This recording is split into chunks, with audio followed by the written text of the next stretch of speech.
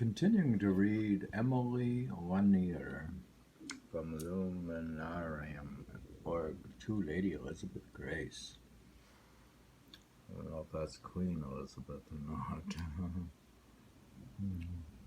Morning readings with coffee. Yeah, you have to show the coffee. They don't know what coffee is.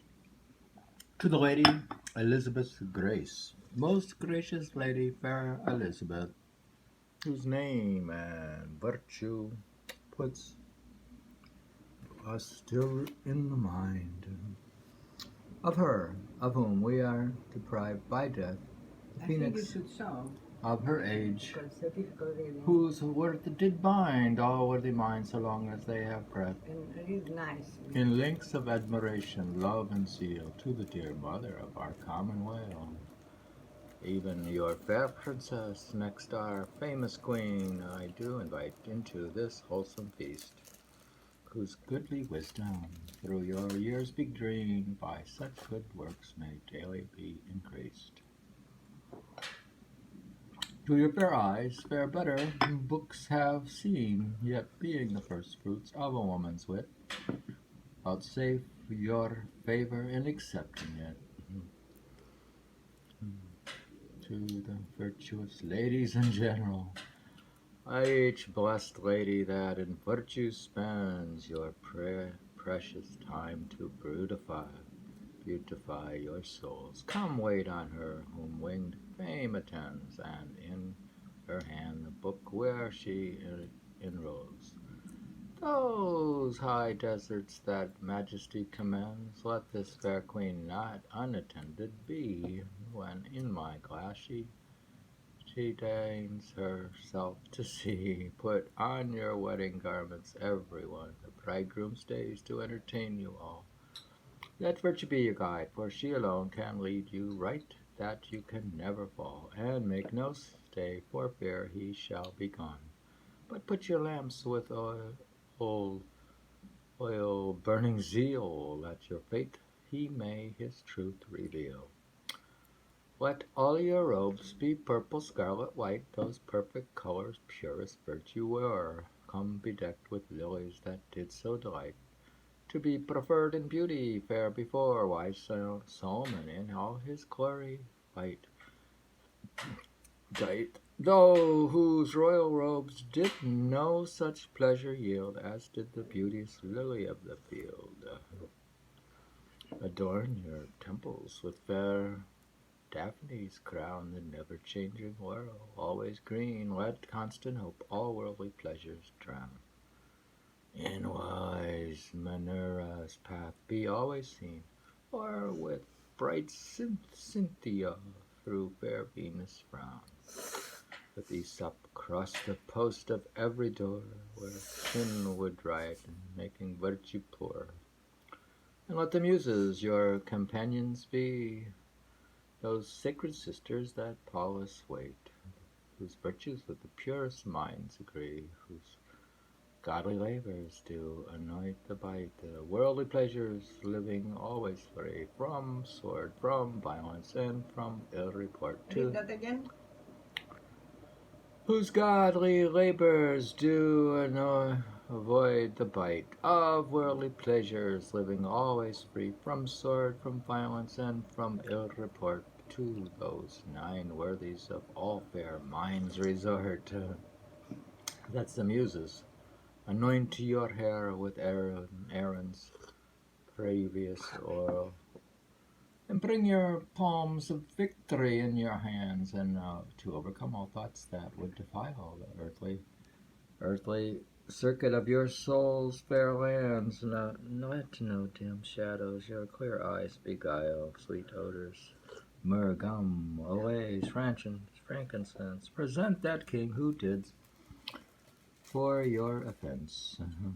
Behold, bright Titans shining, chariots, staves, O decked with flowers of the freshest hue, attend thy age, glorious nights and days, which others not your beauty, but gives you much more, and crowns you with eternal praise. This golden chariot, wherein you must ride, let simple doves, be substill serpent's guide. Come swifter than the motion of the sun to be transfigured with our loving Lord.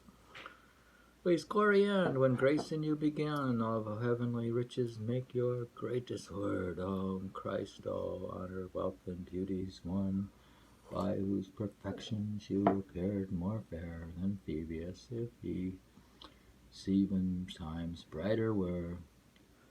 God's holy angels will direct your doves, and bring your serpents to the fields of rest, where he does stay that purchased all your woes in bloody torments when he didst oppressed. There shall you find him in those pleasant groves of sweet Elysium, by the well of life, whose crystal springs did purge from worldly strife.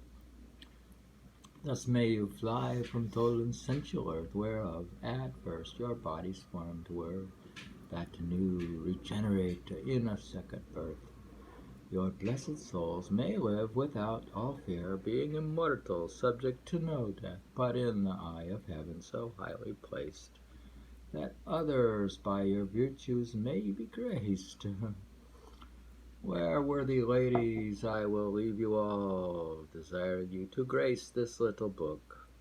Yet some of you, methinks I hear to call me by my name, and bid me better look, least unawares I am in error fall. In general terms to turn, place you at the rest, whom fame commends to be the very best. 'Tis true, I must confess, O noble fame, there are a number honored by thee, of which some few thou didst recite by name, and wild my muse they should remembered be. Wishing you would this glorious trophies frame, which I should presume to undertake, my tired hand for very fear would quake. Only my name I will bid some of those that in true honor's seat have long been placed, yea, even such as thou hast chiefly chose, by whom my muse may be the better graced. Therefore, unwilling longer time to lose, I will invite some ladies that I know, but chiefly those as thou hast graced so.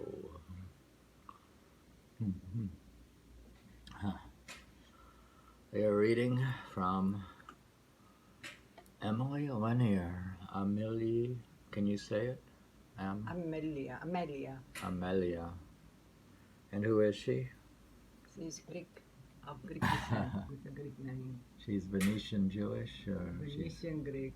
Is she the Dark Lady of Shakespeare, or is she Shakespeare? From Constantinople. What? She's from Byzantium. A lineage from through Italy, maybe, to Byzantium and ancient Greece. That's Really? her lineage. Really? Aemilia, it's a Greek name. Shakespeare wrote sonnets, and in the sonnets there's the Dark Lady. It means insouciant, without. And one of them had a mole. Careless. Well, he speaks of a mole of some woman who's in Sibylline. What an amazing lady. What amazing ladies used to live back there. You know, this is her poem. Emilia Lanier is the first published English woman feminist poet. Not the first, there were plenty of feminist ladies in Byzantium and ancient Greece. No, I'm talking about English published poet. That lived in England. Yeah. She's the possible girlfriend of Shakespeare. Not their friend. Don't put her down. Put her down? Put her down. She's the mistress of one of the virtues of. She's a friend, maybe. Somebody who gives him the place. She may have known Italian and had all the books. Gives him the place. You think Italian, she had Latin. a lot of Italian books? Latin. She's like royalty. She has connections. She's connected to the... Don't speak too much because she's very... Alright, we don't know about her, so we're guessing. But anyways, she's at the time of Shakespeare, and Some people say she is Shakespeare. Some people say she's the Dark Lady. Some people say she helped Shakespeare. Some people say a lot of things. But her No, and I say that she wrote the plays, the good plays at least. her relative Johnson wrote a lot of the music in Shakespeare's plays. So she's very musical as well, and her family's musical, etc., etc. But her poetry speaks for itself.